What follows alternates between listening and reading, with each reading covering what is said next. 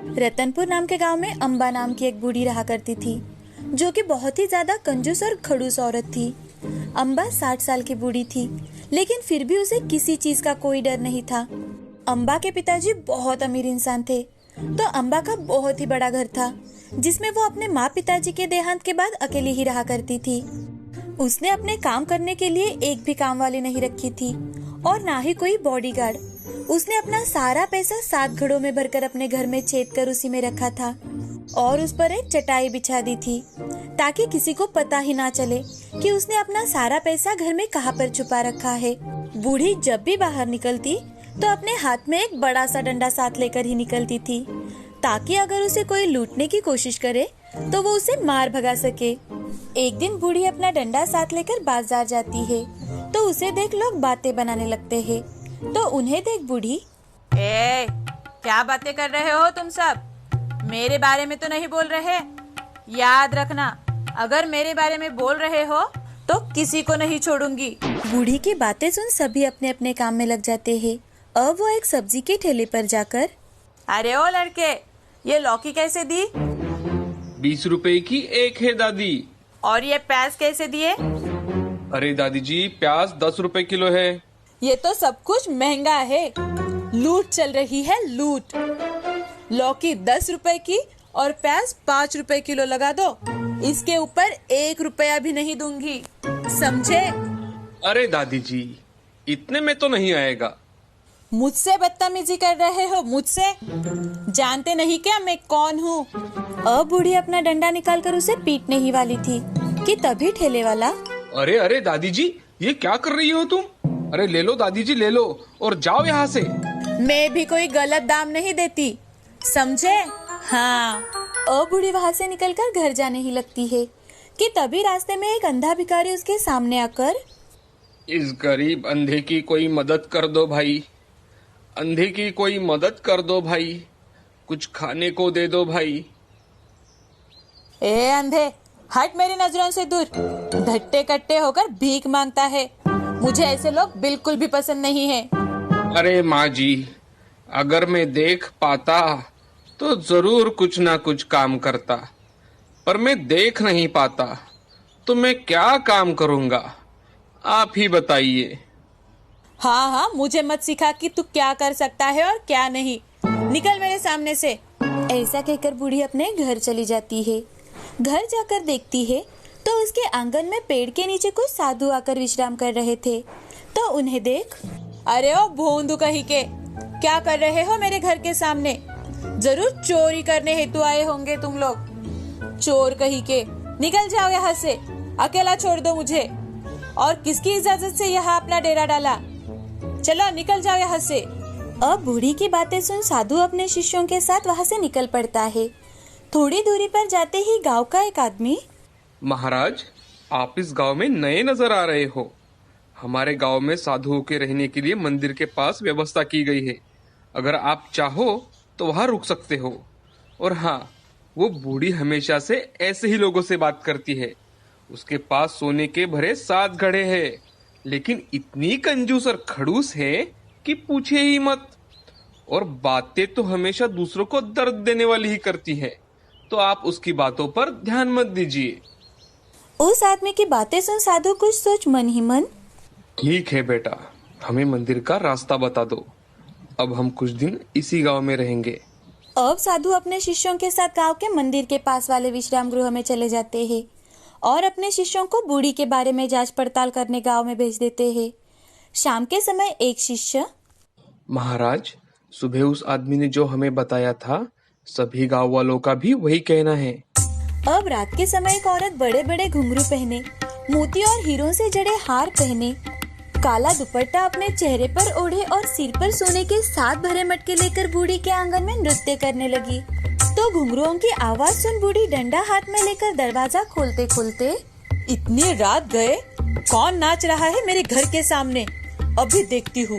जैसे ही बूढ़ी दरवाजा खोलती है तो वो नजारा देख डर जाती है और झट से अपने घर का दरवाजा फिर से बंद कर देती है और खिड़की के पास आकर फिर से देखने लगती है। तो कुछ दिन नृत्य कर वो औरत एक मटका नीचे गिराती है। और उस मटके को फोड़ देती है। बूढ़ी रात भर सो नहीं पाती अब वो सुबह होते ही बाहर निकल कर देखती है तो रात को जिस घड़े में उसे सोना दिखाई दे रहा था वहाँ उसे कोयला और राख नजर आ रही थी। अब दूसरे दिन उसके साथ फिर से यही होता है। आज बूढ़ी जोर जोर से चिल्लाती है ताकि कोई उसकी मदद करने आए, लेकिन बूढ़ी के स्वभाव के कारण कोई उसकी मदद करने नहीं आता। आज उस औरत के सिर पर 6 मटके थे। वो थोड़ी देर नृत्य कर एक मटका फोड़ वहाँ से चली जाती है। बूढ़ी को कुछ भी समझ में नहीं आ रहा था। वो बहुत ज्यादा डरी हुई थी। वो दूसरे दिन सुबह सबके पास जा जाकर मदद मांग रही थी, लेकिन हर कोई उससे दूर भाग रहा था कि तभी उसे वो साधु दिखाई देते हैं। तो वो साधु के पास जाकर सारी बात उन्हें बताती है और साधु से, महाराज, मैंने आपको बहुत भला बुरा कहा, लेकिन पिछले 2 दिनों से मेरे घर पर कुछ ऐसी चीजें हो रही है कि मुझे कुछ भी समझ में नहीं आ रहा कि मैं क्या करूं। आप चिंता मत करिए माँ जी, मैं अपनी सिद्धियों से जानने की कोशिश करता हूँ। अब साधु अपनी आंखें बंद कर देता है और कुछ सोच बूढ़ी से, माँ जी, आपके घर में सोने से भरे हुए 7 घड़े हैं ना? अरे, ये बात आपको कैसे पता चली? अब उस नृत्य करने वाली के पास 5 घड़े बाकी है। अब जैसे जैसे दिन बीतेंगे और जब वो अपना आखिरी मटका फोड़ेगी, तुम्हारे घर के सारे मटके वो तोड़कर राख बना देगी और तुम्हें उसके साथ ले जाएगी। तुम अब 5 दिन बाद मरने वाली हो। साधु की ये बातें सुनते ही बूढ़ी और ज्यादा डर जाती है और वो साधु से, महाराज, कुछ तो रास्ता होगा इससे बचने का। मुझे इस तरह से नहीं मरना महाराज, मुझे बचा लीजिए। आप ही मेरी आखिरी उम्मीद हो महाराज। ठीक है, तुम आज से ही सारे अच्छे काम शुरू कर दो, जैसे कि मंदिर में बैठे गरीबों के लिए हर रोज पेट भर खाना खिलाना, जिन्हें जरूरत है उनकी मदद करना, हर किसी से प्यार से बात करना, गांव में लोगों की जरूरत की चीजें लाना। तुम अपने पैसों का सही इस्तेमाल करना शुरू करो। साधु की बातें मानकर अब बूढ़ी साधु जैसे कहे वैसे ही करने लगी, लेकिन कोई भिखारी भी उससे भीख नहीं ले रहे थे, क्योंकि बूढ़ी अगर एक बार खिलाएगी तो उसे बार बार सुनाएगी। यही लोगों को लगता था। आज रात को बूढ़ी के साथ फिर से वही घटता है और एक घड़ा और फूट जाता है। तो बूढ़ी, हे साधु बाबा, मेरे हाथ का बना खाना कोई भी नहीं खाना चाहता और ना ही कोई मेरी मदद लेना चाहता है। क्यों ना आप आपके जरिए ये सब काम करें। अब साधु ने गांव के मंदिर के पास हर रोज गरीबों को खाना और आने जाने वाले राही के लिए खाने की व्यवस्था करवाई। गांव में जो भी चीजें कम थी उनकी पूर्ति करवाई। इतना ही नहीं तो हर किसी की मदद करने लगे। अब बूढ़ी भी सबसे अच्छे से बातें करने लगी। ये देख गांव में सभी खुश हो जाते हैं और खुशी खुशी रहने लगते हैं। उस दिन के बाद बूढ़ी को फिर कभी भी वो नृत्य करने वाली औरत नहीं दिखाई दी। विजापुर नाम के गांव में सुधा नाम की औरत रहा करती थी। उसको 2 बेटे थे, आनंद और सुमित। सुधा बहुत ही लालची किस्म की औरत थी। घर में हमेशा उसी की चला करती थी। अगर घर में कोई उसकी बात टालता तो सुधा काली का रूप धारण कर लेती थी। कुछ दिनों बाद आनंद ने सिया नाम की लड़की से शादी कर ली। वो गरीब घर की होने के कारण अपने साथ कोई भी दहेज नहीं लेकर आई थी, इसीलिए सुधा ने उसे बिन तनख्वाह के नौकरानी बना लिया था। सुधा सिया से घर के सारे काम करवाती थी। उसे ठीक से खाना भी नहीं खाने देती थी। एक दिन सिया खाना खा रही थी, तभी सुधा वहां आकर, बहू, चुपके से खाना खा रही हो? नहीं माँ जी, जो भी बनाया है उसमें से ही मैं खाना खा रही हूँ। अरे, तुम मायके से लाई क्या हो कि यहाँ हम तुम्हें दावत दें? हाँ माँ जी, आप ऐसे क्यों बोल रही है? मैं भी तो इस घर की बहू हूँ। हाँ, बहू कम नौकरानी हो तुम, समझी? ऐसा कहकर सुधा वहाँ से चली जाती है। तभी सुधा को सुमित दिखाई देता है। सुधा सुमित से, बेटे सुमित, तुम तो ऐसी कलमुही को घर मत लाना। मैं तुम्हारी शादी एक अमीर लड़की से कर दूंगी, ठीक है ना? अरे माँ, तुम्हें जो ठीक लगे वो करो, मुझे मत बताओ, मैं ऑफिस जा रहा हूँ। ठीक है बेटा। ऐसा कहकर सुमित वहाँ से चला जाता है। यह सब बातें सिया सुन लेती है। उसे बहुत ही बुरा लगता है। फिर भी सिया चुपचाप से काम किया करती थी। सुधा के कहे अनुसार सुमित की शादी धनवान सेठ की लड़की प्रिया से कर दी गई। दोनों की शादी बड़े धूमधाम से हुई। उस शादी में कपड़े, गहने, घर की वस्तुएं तथा सोने भी दहेज में मिला था। प्रिया घर में आकर एक कुर्सी पर बैठ जाती है और अपनी सासू माँ से, हमारे घर में नौकर नहीं है क्या? मुझे तो कोई नौकर दिखाई नहीं दे रहा। बहू, इस घर में हम दोनों ही काम करती है, नौकर मैंने ही नहीं रखा। मुझे मेरे काम करने के लिए 2 नौकर चाहिए सासू माँ। तुम्हें नौकर क्यों चाहिए बहू? तुम्हें जो चाहिए वो हमसे मांग लेना, हम तुम्हें ला कर देंगे। फालतू नौकरों पे पैसे क्यों खर्च करना? मुझे सुबह उठते ही बेटी लगती है।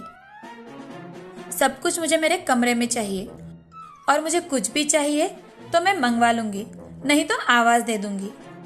मैंने कौन सी भी चीज मांगी और वो 10 मिनट के पहले मेरे पास नहीं आई तो मुझे बहुत गुस्सा आ जाता है। तुम्हें जो भी चाहिए वो मांग लिया करो बहू, हम दोनों तुम्हें सब कुछ ला कर देंगे। ठीक है माँ जी, अब मैं बहुत थक गई हूँ, मैं थोड़ा आराम करना चाहती हूँ। हाँ बहू, तुम जाओ आराम करो। ऐसा कहकर प्रिया अपने कमरे में चली जाती है और ये सब सुन सुधा का मुंह खुला का खुला रह जाता है। तुरंत ही अपने आप को संभालकर सुधा सिया से, देखा, इसे कहते हैं रईसी, और तुम हो कलमुही जो हमेशा मुंह उठाकर चली आती हो। प्रिया ने जो भी बताया है सब याद रखना, और उसने जो भी मांगा वो देना। अगर उसमें कोई गड़बड़ हुई तो देख लेना। जी माँ जी। ऐसा कहकर सिया वहाँ से चली जाती है और अपने काम करके सोने चली जाती है। अगले दिन सुबह होते ही प्रिया आवाज देती है, अरे सासू माँ, कॉफी लाओ जल्दी। प्रिया की आवाज सुनकर सिया जल्दी से कॉफी बनाकर उसके कमरे में लेकर जाती है। प्रिया की सेवा करने में ही सिया का पूरा दिन निकल गया और घर का काम जैसे के तैसे ही रह गया। अब सारा काम पड़ा देख सुधा मन में, आज इस सिया की बच्ची को तो मैं कुछ काम भी नहीं बोल सकती। वो आज पूरा दिन छोटी बहू के काम कर रही है। चलो मैं ही घर के काम कर लेती हूँ। सुधा ने उस दिन सारे काम खुद ही कर लिए। झाड़ू, पोछा, बर्तन, सभी काम उसने अकेले ही कर लिए। काम करने की आदत न रहने के कारण उसके हाथों और पैरों में दर्द होने लगा था। सुधा थकने की वजह से सोफे पर बैठकर आंखें बंद करने लगी। तभी छोटी बहू प्रिया अपने हाथों में पैसों से भरा हुआ बैग लेकर आती है और वहां आकर सुधा से, माँ जी, मैं क्लब में किटी पार्टी के लिए जा रही हूँ और मुझे लौटने में थोड़ी देर हो जाएगी, बाय। ऐसा कहकर प्रिया क्लब में चली गई। यह सिलसिला हर रोज का होने लगा। सिया दिन भर प्रिया की सेवा करते करते थक जाती थी और सुधा वो घर के काम करते करते थक जाया करती थी, और प्रिया वो अपने सहेलियों के साथ हर रोज किटी पार्टी करने चली जाया करती थी। घर के काम करके अब सुधा बहुत थक गई थी, और तो और उसमें प्रिया हर रोज पैसे किटी पार्टी में खर्च किया करती थी। ये देख सुधा अपने बेटे सुमित से, सुमित, जरा इधर तो आना। हाँ माँ, तुमने मुझे बुलाया? हाँ बेटे, आओ यहाँ बैठो। क्या बात है माँ? अरे बेटा, प्रिया हर रोज किटी पार्टी में जाकर पैसे खर्च करती है। मैं और सिया काम करके थक जाते हैं। तुम ही प्रिया को कुछ समझाओ ना।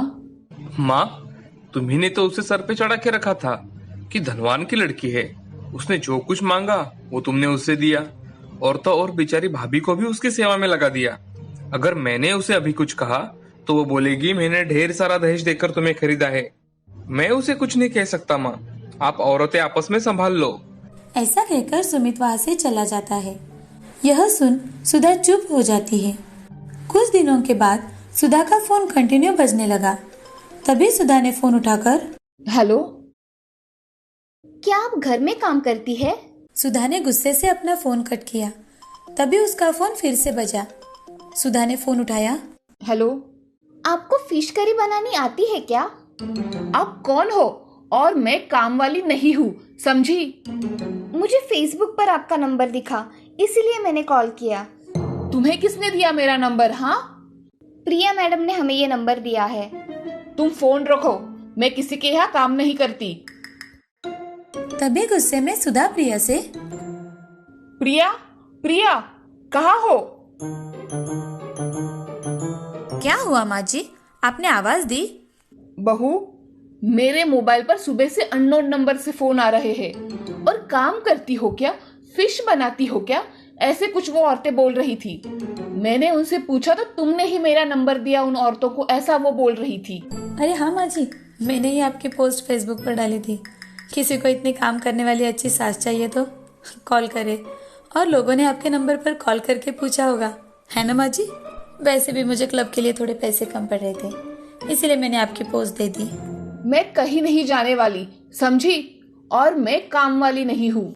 माँ जी, इस पोस्ट से हमें बहुत पैसे मिलेंगे और जो भी कस्टमर हमें अच्छे पैसे देंगे उससे हमें डील फाइनल करनी है। बहू, तुम क्या कह रही हो? तुम्हें समझ में आ रहा है? अपनी सास को बेचोगी क्या? अरे माँ जी, मैं हस्बैंड फॉर सेल भी लगाने वाली हूँ। जो भी अच्छी डील होगी उसका हमें ही तो फायदा मिलेगा, और आप जैसी दयालु सास किसी को कहाँ मिलेगी।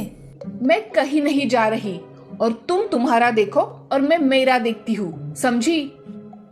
ऐसा कहकर सुधा रसोई घर में चली जाती है। उसे उसकी गलती का एहसास हो गया था। किचन में सिया वहाँ खाना पका रही थी। ये देख सुधा सिया से, सिया बहू, मुझसे बहुत बड़ी गलती हो गई। मैंने तुम्हें पहचाना नहीं। हमेशा तुम्हें मैं तुम्हारी गरीबी की वजह से ताने मारते रही, और प्रिया बहू धनवान है, इसीलिए उसे हमेशा सर पे चढ़ा के रखा। वो कहती है कि वो अपने पति को और मुझे भी बेचेगी। मैंने तुम्हें जो सताया उसके लिए मुझे माफ कर दो बेटी। माँ जी, आप मुझसे माफी मत मांगिए। आप मुझसे बड़ी हैं। मैंने आपको कब का माफ कर दिया है माँ जी। बहू, तुम्हारा मन कितना अच्छा है। तुमने मुझे सच में माफ कर दिया। हाँ माँ जी। तभी प्रिया वहाँ आ जाती है और प्रिया अपनी सास से, माँ जी, आप में बदलाव आया इसलिए तो हम सबने मिलकर ये नाटक किया। आप हमेशा दीदी गरीब घर की लड़की है ऐसा कहकर उनका अपमान करती रही है। ये सुन दीदी बहुत दुखी हुआ करती थी। आपको इसका एहसास हो इसीलिए हमने ऐसा किया। वास्तव में मैं हर रोज किटी पार्टी के लिए नहीं जाती थी। मैं काम करने हर रोज ऑफिस जाया करती थी। आज से मैं अपनी बहुओं को अपनी पलकों पर बिठा कर रखूंगी। यहाँ आओ बहू। ऐसा कहकर दोनों बहुएं सुधा के गले लग जाती है। अब पूरा परिवार खुशी खुशी जीवन व्यतीत करने लगा।